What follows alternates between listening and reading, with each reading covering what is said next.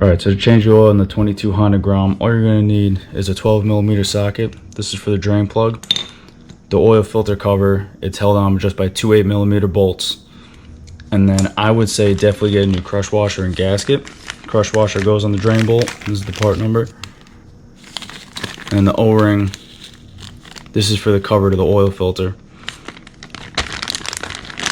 And so the 22 Grom, this is the first year it used an oil filter. Every other year, I think it just ran off that screen, which is, it's behind the clutch cover. This does have one too. I'm not going to change that today, but you do need an actual oil filter on this one. And then it takes exactly 1 quart of oil. I'm using the Honda 10W30 4-stroke. I just got this right from the dealer. It's what it comes with, and I just stick with Honda. And then just a funnel. You want to make sure not to use too small of a funnel. I made that mistake the first time I changed the oil. I must have sat there for like 15 minutes trying to get just the 1 quart in there. So I'm going to try this one. You don't want something too big because it's a really tight spot, but if it's too small, it's not going to go in. So keep that in mind. Alright, this is the 12mm drain bolt here. Anyone running a Yoshi pipe like I am, you'll see it loops here. It goes right in the corner of the loop. You probably will get a little bit of splashes on there. Just make sure you wipe that off. The stock exhaust I don't think gets in the way at all. You got the cover here. This is for your filter. Just take these 2 bolts off, pull it out, and then I use like a little hook or like a magnet or something to grab the filter and pull it out. And then this is the fill. This is the fill plug right here. It's just kind of tight, so make sure you have like a small but not too small of a funnel, otherwise you'll sit there forever trying to fill this thing up. And then that screen I mentioned, it's back here. I think it's right here. So you gotta take like the clutch cable off and remove these, and I think it just pulls right off. Like I said, I'm not doing that today, but just for future reference, it is in there.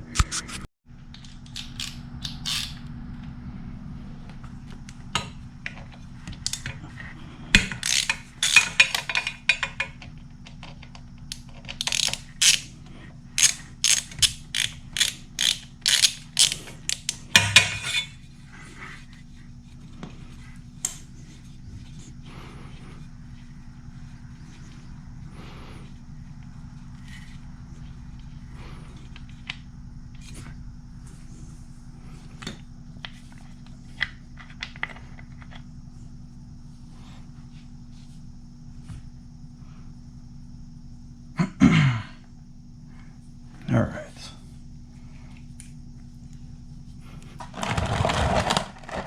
And then while that's draining, I would just go ahead, take off the filter, take off the cover to the filter here.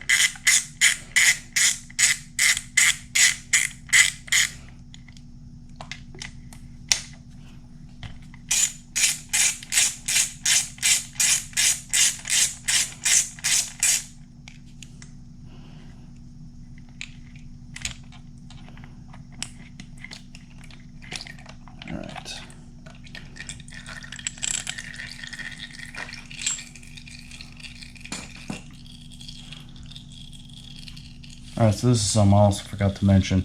When you take off this filter cover, you'll see there's a little spring right there. This spring, just make sure you don't lose that. It just goes right on this. Oh, it was just crush washer. It just presses up against the cover and holds the filter in place, I guess. Just make sure you don't lose this here. Just put that to the side.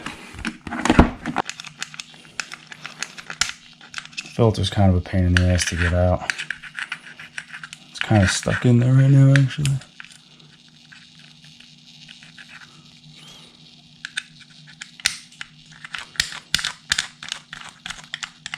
What the fuck? There we go.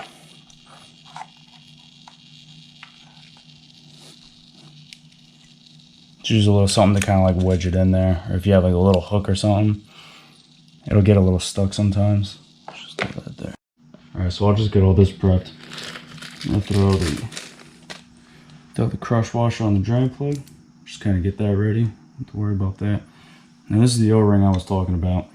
This is the cover for the filter. You'll see there's this little ring right there. You could probably get away without changing it, but I took it off. I might as well. It was like $1 or $2. Let's find something to wedge that off.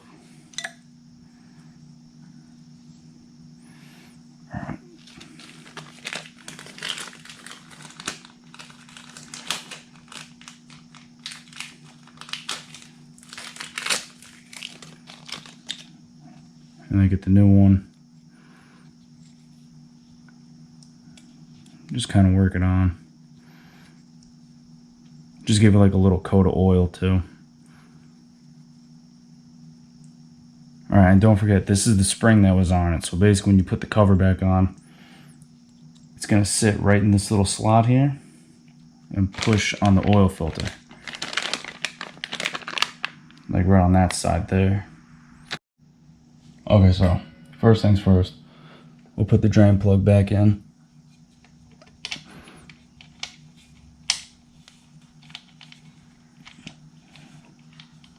Again, with the Yoshi pipe, it's a little tighter, but definitely doable.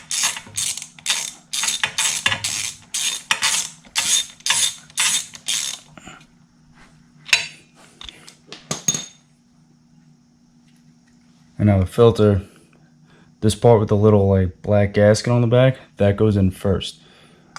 So set it in place, snug it up a little. It actually says out right here. Actually, let me see if I can pull it out and show you real quick. You'll see it actually says out. I don't know if you can read that. It says outside right there. So make sure this goes in. Snug it up a little. Now, again, don't forget, here's that spring here. It sits right in there. Now take the cover, kind of set it on, and it'll kind of click into place. It'll keep trying to push off until you get the bolts in there. So you gotta kind of hold it. And then just kind of get these in, give it a little bit of a start.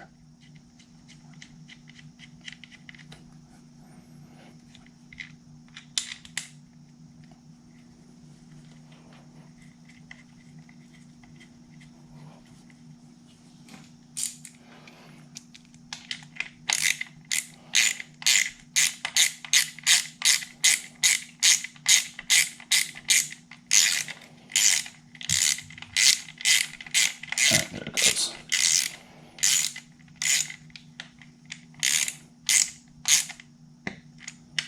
You'll see it almost like pops in place once it sets.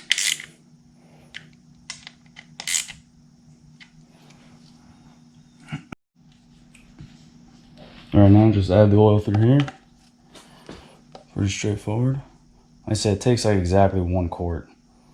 I mean, I'd put the quart in and just check it real quick, but alright, that's way easier.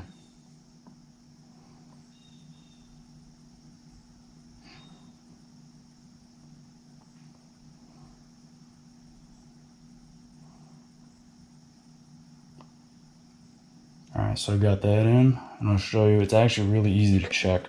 This one, I don't know if the other Groms had this, but this one doesn't have a dipstick. It's got a little sight glass.